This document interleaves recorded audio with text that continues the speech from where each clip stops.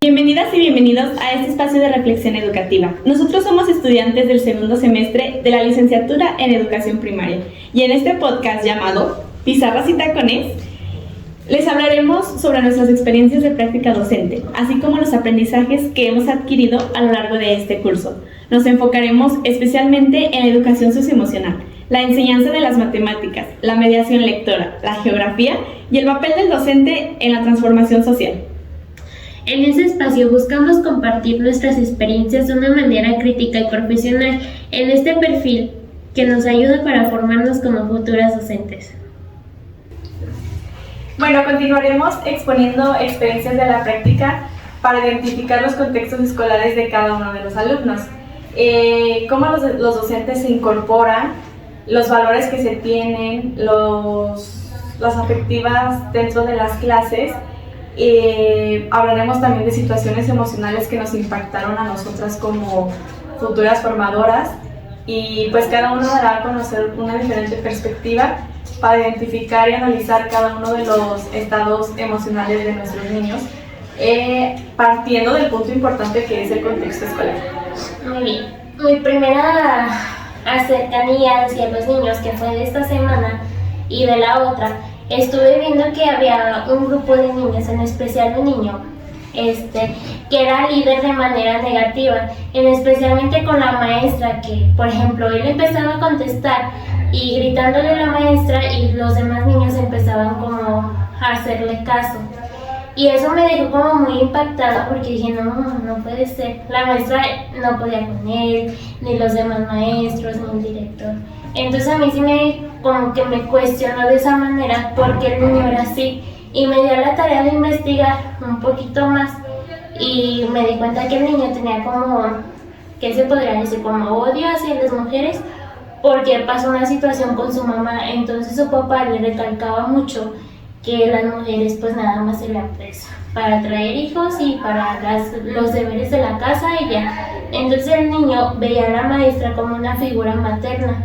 Entonces siento que por esa cosita, por ese patrón más bien, como que seguía, pues sí, o sea, como generándole más problemas a la maestra y como haciéndole, pues sí, las clases imposibles.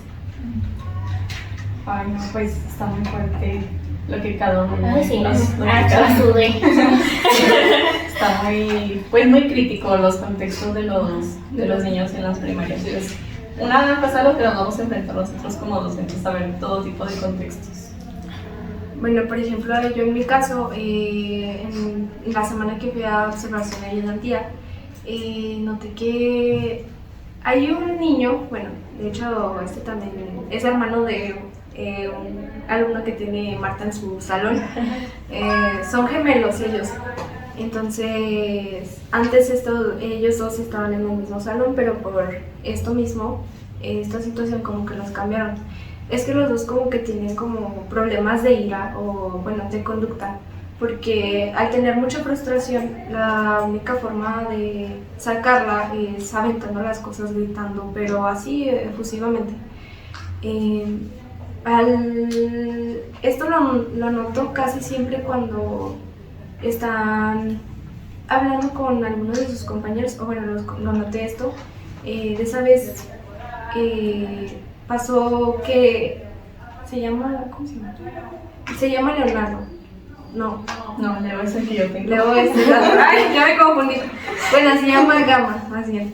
Y Gama estaba con otro compañero discutiendo sobre una caricatura. Pero pues como que el compañero no le dio por su lado y no quería como hablar mucho del tema. Entonces Gama se enojó y empezó a gritarle y de la nada ya agarró un lápiz y lo amenazó con el lápiz, lo iba a encajar, no sé. Y fue cuando intervine con la maestra porque en ese momento la maestra estaba atendiendo a otro profesor y yo era la que estaba pues viendo, ¿no? Y pues sí me asustó porque de la nada agarró eso y luego le gritó a la maestra y le dijo, es que yo no quiero estudiar y ya no quiero estar aquí, que odio esto. Entonces, o sea, dijo muchas cosas y aventó todo al pizarrón y eso es como que situaciones bien fuertes. como problemas de ira. Ajá, sí. Sí, ahora yo les voy a hablar cómo los maestros incorporan los valores en el salón de clase. Los maestros son un ejemplo diario de valores como el respeto, la responsabilidad y la empatía, ya que ellos con sus actos, con su forma de hablar y la forma de resolver los conflictos, influye directamente en sus alumnos. A mí una de las cosas que me llamó mucho la atención fue cómo la docente integraba los valores socioafectivos en sus clases, porque al inicio del día usaban un termómetro emocional, como el que tenemos aquí. Y pues funciona prácticamente donde cada niño tiene que echar una bolita en la emoción que sienta en ese día. Y pues sí, por ejemplo esta. Bueno, y esto nos ayuda a ver cómo el niño se siente conforme al día y también que el niño tenga claro qué emociones siente y las reconozca de una manera pues didáctica y que sepa que está bien sentirlas y pues sí. Nosotros como docentes es de suma importancia que tengamos constante relación con los niños, que tengamos ese vínculo de docente-alumno para poder generar esa confianza que se necesita. Yo creo que la educación socioemocional es clave porque ayuda a los estudiantes a conocerse mejor, a manejar sus emociones, a convivir de manera pacífica, a tomar decisiones sanas para ellos y sobre todo nos ayuda a mejorar su aprendizaje. Un alumno que no está bien no va a aprender. Entonces es nuestro deber como docentes mínimo darles ese momentito, ese ratito de que los niños puedan estar en paz, de que los niños puedan convivir, de que los niños puedan expresarse libremente. No nos cuesta nada, los tenemos, ¿cuántas horas al día los tenemos? Unas 5. No, unas 6. Aproximadamente de 5 a 6 horas los tenemos, entonces no está de más que nosotros como docentes les inculquemos ese lapso de confianza para que los niños puedan expresarse, que la casa, que es la escuela, que su segunda casa sea un lugar seguro para ellos, un lugar donde se puedan expresar. Y pues nosotros como docentes tenemos que tener ese rol, ¿no?, dentro de la escuela para que también el vínculo de alumno-alumno sea mejor, para que se pueda relacionar y tener normas sanas dentro del aula. Hay una frase de Daniel Goleman que me impactó muchísimo, que dice las habilidades en el aula son mucho más importantes que el coeficiente intelectual para tener éxito en la vida. Y pues realmente sí, si tu mente no está sana no vas a aprender. Entonces hay que tener esa empatía dentro de los aprendizajes de cada niño para poder lograr ese vínculo y para poder fortalecerlo día a día. Bueno, y retomando que tenemos que tener ese vínculo de socioafectivo dentro del aula, también hay que dar a conocer que lo importante dentro del aula es planear. La planificación de una buena clase es la base de todo el ciclo escolar, porque si no tienes una buena planeación, una buena organización, no vas a poder comprender todo eso que ahorita tenemos de la nueva escuela mexicana, que es muy importante. Es muy crítico porque son muchos conceptos que tenemos que abordar, bastantes, entonces pues es difícil, pero no imposible. Nosotros como docentes pues tenemos esa capacidad de ir aprendiendo cada vez más. Fue difícil aprendernos 4 metodologías, qué campos se interactuaban con cuál, los ejes articuladores, pues fue difícil vincular los escenarios, los tipos de clase que teníamos que dar, los momentos, las fases. Entonces fue algo muy complicado, pero pues ahorita ya llevamos ese paso de que sabemos que son 4 metodologías que se basan dentro de lo que el niño necesita y que son de base en el programa analítico que tengamos dentro de la escuela. Entonces nosotros queremos hablar de una planeación concreta que tenemos hasta el momento, que fue nuestra segunda jornada de observación ayudantial dentro de la primaria. Fue una agenda literaria que realizamos dentro del aula. Fue algo muy impactante para nosotras porque teníamos solamente esa pincelada de cómo era planear. No teníamos los conceptos claves y la base, pero como tal aún no sabíamos, y fue un verdadero reto planear la actividad y tener una buena organización, pero pues tampoco fue imposible, gracias a los conocimientos que tuvimos en la clase de planeación para la enseñanza y la educación. Entonces pues no fue algo imposible, porque les repito, o sea, ya teníamos los conceptos base y por ende tuvimos la oportunidad de planear. Fue algo muy padre para nosotros porque impactó tanto a nosotros como maestros como a los niños y les gustó mucho la actividad. En mi caso fue algo muy divertido porque a los niños les gustó mucho interactuar con el material didáctico. La actividad la planeé desde las necesidades del aula, lo que los niños necesitaban. Los niños no sabían trabajar en equipo, era un gran reto que los niños trabajaran en equipo, porque pues son niños chiquitos, entonces pues no tienen todavía esa relación de trabajar en equipo. Pero fue muy padre porque logré que trabajaran en equipo y pues hasta yo sentí como ese orgullo de que los niños ya sabían trabajar en equipo. Y sí, claro, tuve muchas áreas de oportunidad que no pude cubrir al 100% porque pues les repito, no tenemos todavía esa capacidad. Tenemos los conocimientos base, pero no la capacidad para lograr tener esas habilidades. Pero pues fue muy divertido y sobre todo nos dejó muchos aprendizajes. Entonces nos llevamos bastantes aprendizajes con esa agenda literaria y sobre todo al momento de planear. Fue un caos porque teníamos que ver desde cero hasta lo que era el full para poder tener una actividad bien organizada. Mi experiencia, como dice Marta, sobre la agenda literaria también fue complicada porque mi grupo es muy disperso y tiene muchas y es muy inquieto ante todo. Entonces a mí me da un terror que, por ejemplo, a la maestra no le ponían atención y yo decía, no, pues a mí menos, porque pues me falta más práctica para ponerlo al salón y dar enfrente y las indicaciones y esto. Entonces pues ya empecé como Diosito me dio a entender y los maestros también. Entonces pues ya aprendieron, les gustó la lectura y pues mi actividad era sobre las emociones, se dio a entender y pues sí comprendieron lo que yo quería y pues yo aprendí que pues es importante la lectura, que también tengas como un material para que ellos digan, no, pues es la lectura y también el material. Bueno, en mi caso, al realizar la actividad de literatura, me fue pues bien. Los niños les quisieron como escuchar y saber, por ejemplo, porque en mi caso yo ya había trabajado con este grupo de alumnos, pero como tal nunca había aplicado como una actividad. Es que como nos cambiaron como de escuelas, yo quedé en la misma y quedé en el mismo salón. Entonces no fue tan complicado porque pues ya me conocían y ya sabían como que debían de hacerme, como poner atención. Entonces al aplicarla no hubo tanto problema por eso.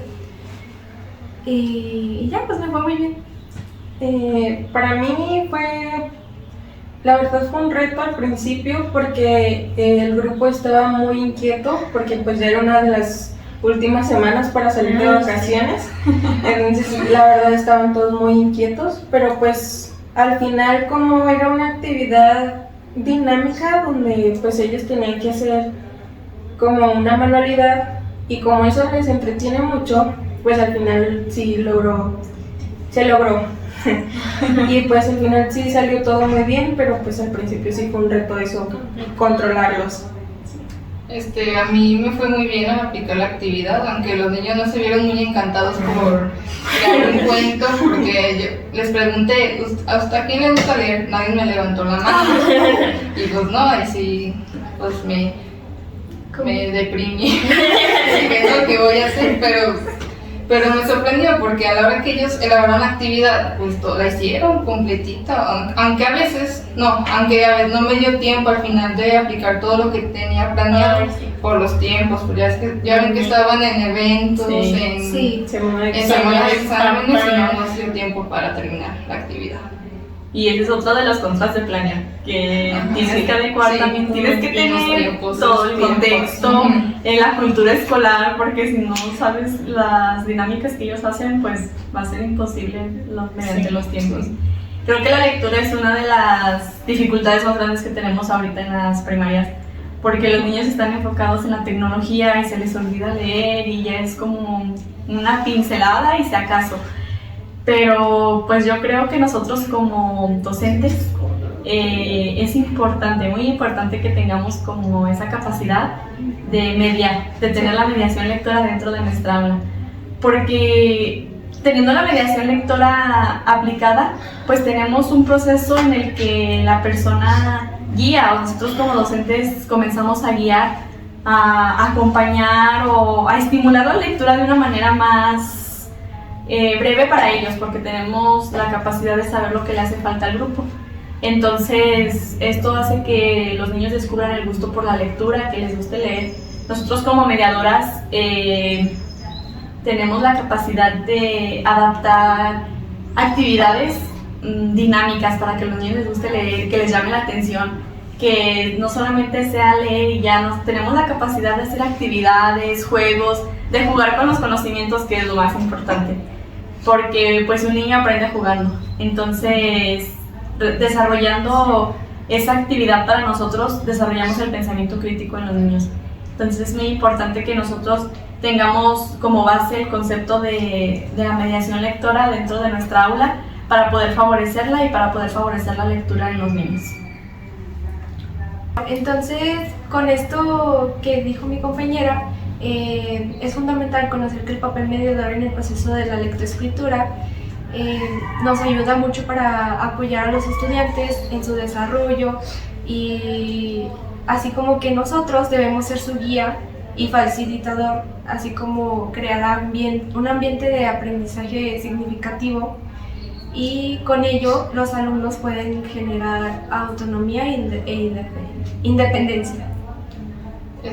Ahora les vamos a hablar un poquito de cada enfoque. El primero es el enfoque formativo, que es la manera en que el mediador guía y acompaña al lector con el fin de que desarrolle nuevas habilidades, valores y actitudes.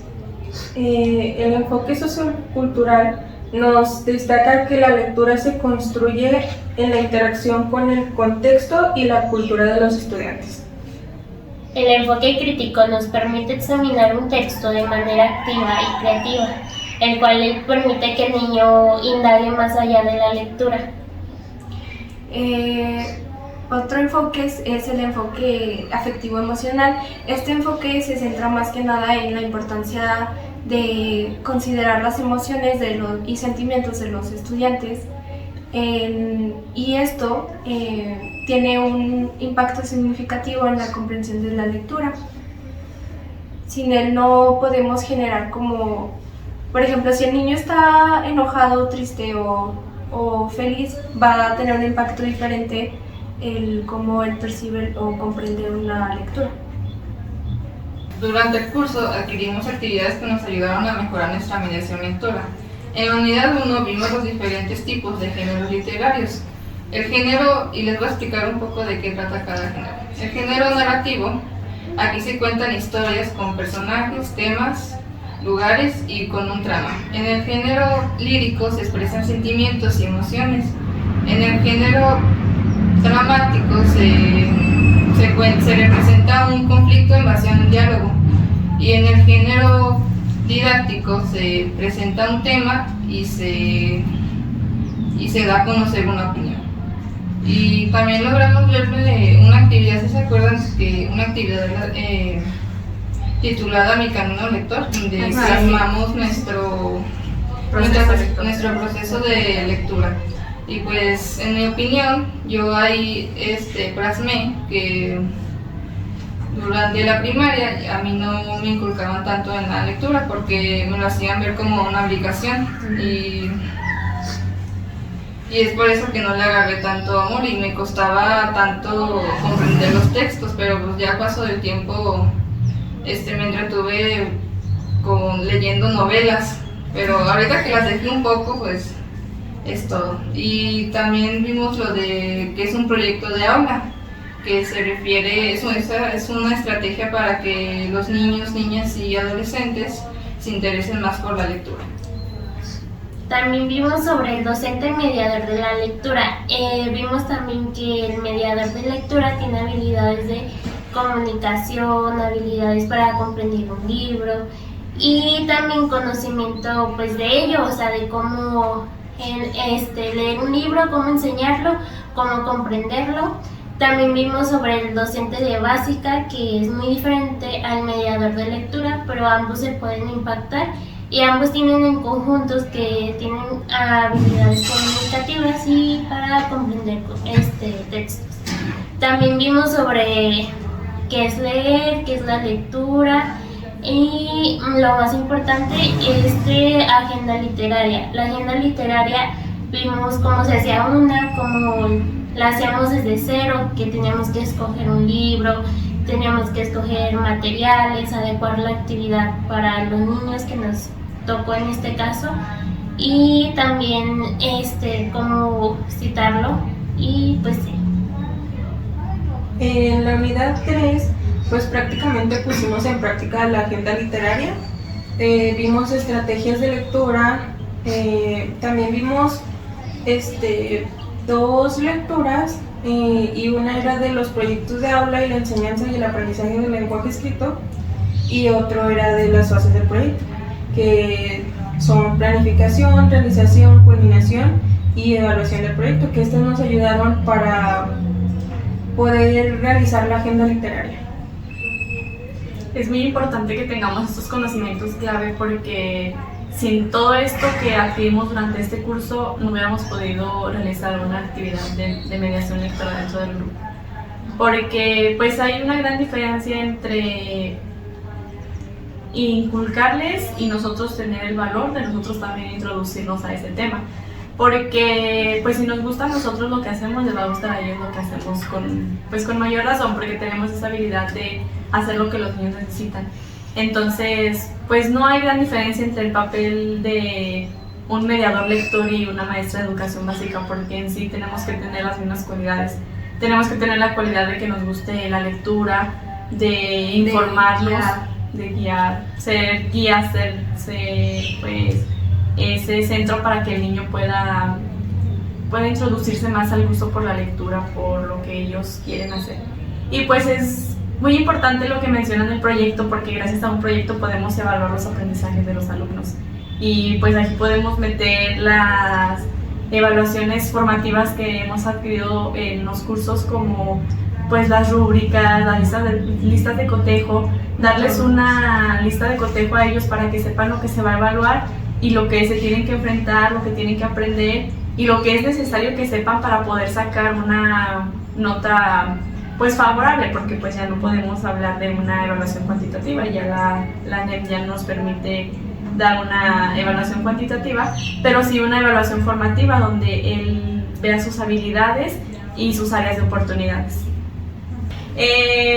Una de las estrategias que tenemos nosotros como docentes y que hemos favorecido y adquirido a lo largo del curso de literatura y mediación lectora fue que podemos crear un ambiente y un espacio seguro para que los niños lean, como algo tan simple como el rincón de la lectura, que es algo innovador para los niños, porque dicen, ay, tenemos un rinconcito para leer o un rincón cómodo, o se les empieza a generar ese interés. Los hace sentir cómodos. Les despierta el interés que nosotros necesitamos como docentes. También podría ser como la lectura robada, la caja de sorpresas, que por ejemplo es que el niño lea la lectura y en la caja de sorpresas saque una pregunta y el niño comprenda, que se da la tarea de comprender la lectura y también de, pues sí, o sea, de tener esa comprensión. También otra estrategia sería también la lectura en voz alta y la lectura guiada. Esto más que nada pues sirve para que ellos comprendan un poco mejor los textos. O algo muy importante que yo rescato como maestra en formación es la involucración de los padres de familia dentro de sus actividades. podemos crear un ambiente donde los padres también se involucren, ¿por qué no? Si la educación empieza desde casa, pues que sean los padres los que se inculcan y los que se encargan de eso. Es decir, pues que tengan esa capacidad de decir un día vamos a leer a la primaria y acompañamos a sus hijos, y el papá que logre leer más libros, gana un premio o algo que motive a los niños y que pues también genere que la cultura escolar sea algo pues favorable para la comunidad y para la sociedad en general. Retomando un poco más sobre la lectura, un punto que se me hizo muy interesante sobre la geografía, cómo nos permite conocer más, cómo los libros implementan la geografía, cómo le enseñamos, y también nos enseña que es una disciplina científica que nos permite conocer la relación entre los seres humanos y sobre la naturaleza, el espacio que habitamos, y no solo se trata de mapas, sino de entender por qué son los mapas, por qué está creado, pues sí, el porqué de las cosas. Desde el enfoque de la NEP, la geografía cobra una gran relevancia, ya que promueve una educación integral y contextualizada. Esto ayuda a que los estudiantes puedan interpretar su realidad local y global. Por ejemplo, en la práctica observamos cómo la maestra utilizaba los entornos de la comunidad para enseñar a los niños sobre las regiones naturales, los tipos de suelo y los problemas ambientales, todo con el fin de que los niños adquirieran un aprendizaje más significativo. La nueva escuela mexicana nos invita a formar estudiantes críticos, responsables de su entorno, y la geografía contribuye justamente a eso. Desde los principios de inclusión, equidad y sostenibilidad, esta asignatura fortalece la conciencia social. Una de las preguntas que nos hizo una de nuestras seguidoras, que nos impactó mucho como docentes, fue que ustedes como futuras docentes, ¿cuál es su reto más grande en la geografía? Pues nuestro reto más grande es integrar los saberes en los niños. Ese es uno de los retos que nosotros notamos como futuras formadoras, el que los niños se apropien de los pensamientos, de los saberes, de lo que estamos enseñándoles e inculcándoles. De hacer de la geografía no solamente un espacio reflexivo, sino un espacio donde se apropien del mundo donde viven, de sus componentes, de lo que los rodea, y que con ello puedan lograr pues reconocer que el espacio geográfico es toda su hábitat y no solamente la naturaleza, que la geografía es más allá de los límites geográficos, sino todo lo que habitan los niños día a día, nosotros como seres humanos, e incluso hasta las partículas más pequeñas pues las tomamos como geografía, porque gracias a ella podemos tener como ese lapso de saber qué es lo que nos rodea, lo que nos habita y lo que nosotros podemos representar gráficamente. Y hablando sobre lo que nos rodea en la geografía, vamos a tomar el componente económico para pasarnos al siguiente tema, que es la introducción de la álgebra. Es un tema muy complicado para los niños porque cuando escuchan la palabra álgebra todos pensamos en incógnitas, en despejes, en ecuaciones. Entonces pues es muy difícil introducir este tema porque no sabemos el significado total de la álgebra, que es muy distinto la álgebra temprana a la álgebra pues normal. Entonces nosotros vamos a introducirnos un poquito más a ese tema para darles una explicación de lo que es el álgebra en la escuela primaria, y pues para ello podemos darles unas clases chiquitas, pequeñitas de lo que vamos a hablar, y para introducir algunos conceptos que para nosotros son claves y fundamentales. Bueno, un ejemplo chiquito de lo que sería como el enfoque variacional es que dos alumnos tienen dos lápices, bueno, en este caso son plumones, y que cuestan 10 pesos. Entonces, si tienen cuatro plumones costaría 20, y en ese momento está activando su pensamiento, ¿qué es? Variacional, racional, y hace que el niño tenga como el enfoque algebraico y que analice por qué está esta situación, por qué lo llevó a esto, y pues sí, el analizar el por qué. Bueno, yo para la explicación nos vamos a pasar a nuestro siguiente stand, que es nuestro espacio de maestras, para darles una explicación. Bueno, vamos a comenzar con la proporcionalidad directa, que es pues un ejemplo tan simple como repartir lápices. Supongamos que María tiene 35 lápices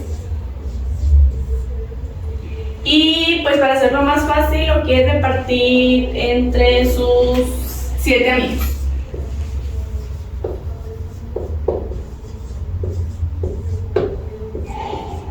Entonces en este lapso del tiempo el niño ya comienza a hacer su pensamiento crítico y pues comienza a darle pues digamos una serie de números a lo que va a repartir. Entonces el niño comienza, ay no, pues si tengo 7 amigos y yo tengo 35 lápices, entonces tengo 7 amigos, entonces ¿de cuánto les toca a cada uno? Y comienza a hacer el pensamiento racional, el pensamiento crítico, y es cuando obtenemos una proporcionalidad directa, ya que pues podemos decir que 7 por 5 son 35, entonces el niño, sabiendo los conocimientos base, pues ya sabemos que el 7 por 5 es igual a 35, y estos son pensamientos que tiene, pues son conceptos básicos.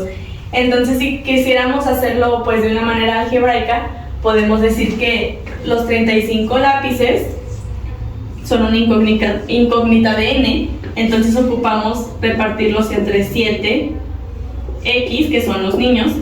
Entonces pues ya podemos decir, para hallar cuánto vale n y cuánto vale x, pues podemos darle la incógnita de 5 para poder multiplicarlos. Es lo que acabamos de explicar. El niño comienza a hacer una generalización, comienza a generar una serie de incógnitas para encontrar el resultado. Aunque no es un proceso que ellos sepan que son incógnitas y que son pues ecuaciones y despejes, pues nos lleva a que el niño comience a hacer un proceso de generalización. Y ese proceso es muy importante en la introducción de la álgebra, de la geometría a la álgebra. El proceso de generalización es fundamental porque ayuda a que el niño desarrolle de manera más significativa el pensamiento y el desarrollo de la construcción de este. Entonces, pues vamos a hacer un proceso de generalización siguiendo 4 pasos que nos dice L. Mason, de un libro que publicó en 1985, y que es primero percibir un patrón, que sería como este.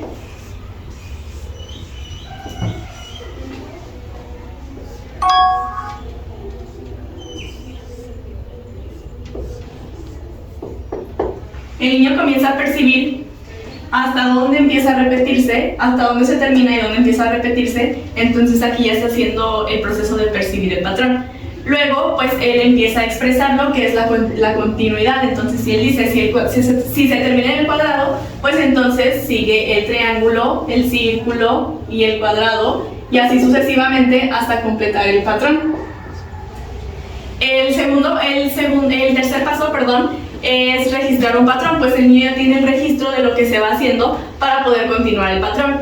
Y por último, validar la fórmula resultante. Entonces, pues él dice, si al principio es un triángulo, entonces 3 veces después sigue un triángulo, y así sucesivamente. Entonces genera una regla y una fórmula para resultar. Otro ejemplo claro para validar una fórmula pues sería en los patrones de sucesión, que son donde se ven en quinto y sexto, que sería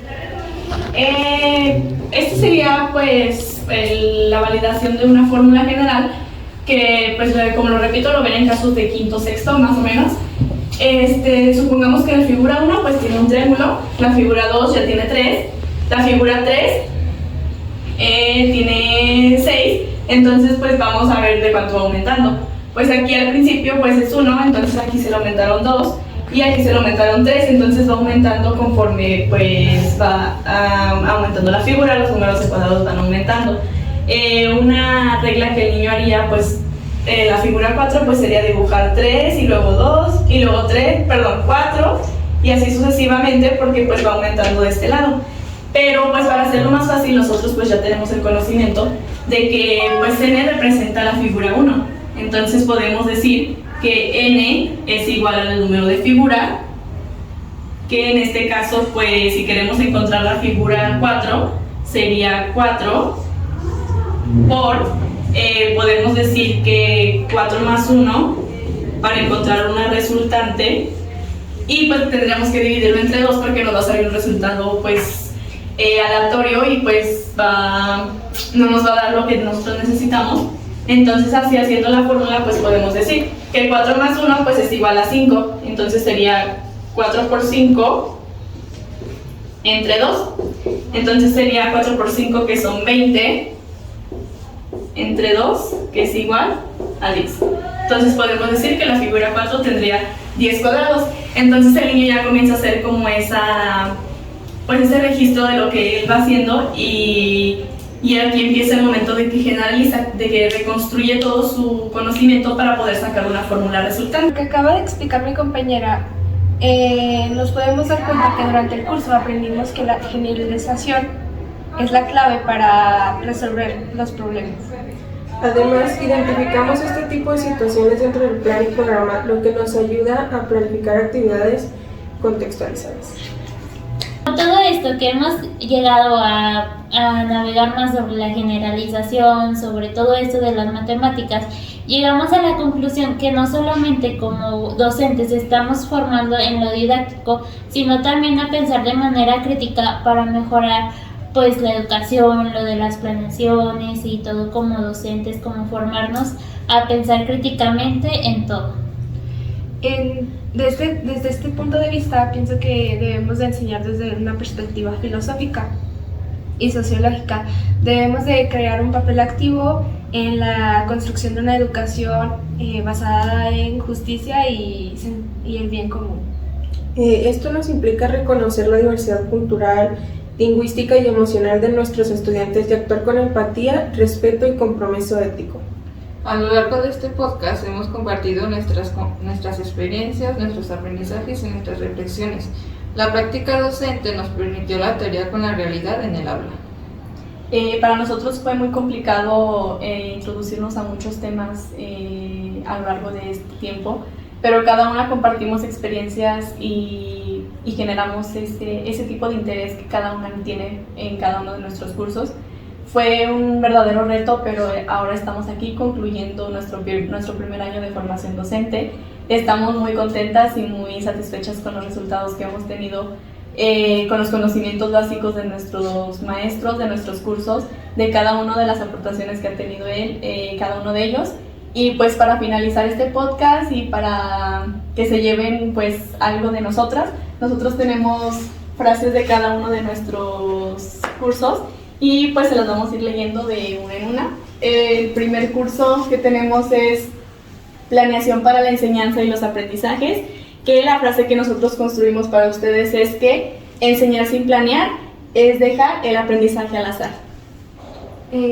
Otra frase que tenemos de un curso es Literatura y mediación lectora, y la frase dice: cada libro abre un mundo y cada lectura une corazones. Otra del curso es Geografía, su aprendizaje y su enseñanza, y la frase es: conocer el mundo es también aprender a habitarlo con responsabilidad. En otro curso que tenemos es Álgebra, su aprendizaje y su enseñanza, la frase sería: el álgebra enseña a ver patrones donde otros solo ven números. Otro curso es Desarrollo Socioemocional y Aprendizaje, y la frase es: educar el corazón es tan importante como educar la mente. Nuestro curso fuerte, que nos hace fuertes, lo que nos hizo creer en este sueño, Análisis y prácticas de contextos escolares. Nuestra frase se va con: comprender el aula es el primer paso para transformarla. En otro curso que tenemos es Filosofía y Sociología en la Educación. La frase sería: educar es también cuestionar, pensar y transformar la realidad. Y bueno, nosotros con esto finalizamos. Queremos darle las gracias a ustedes que nos escuchan, a cada uno de nuestros maestros, nuestros guías en este sueño, en este reto que estamos cumpliendo día a día. Y pues no sin antes mencionarle que la carrera de maestra es la mejor, pero también es la que enfrenta más retos, que pues hay que tener vocación y amor por lo que haces para que los niños no repercutan en tus decisiones.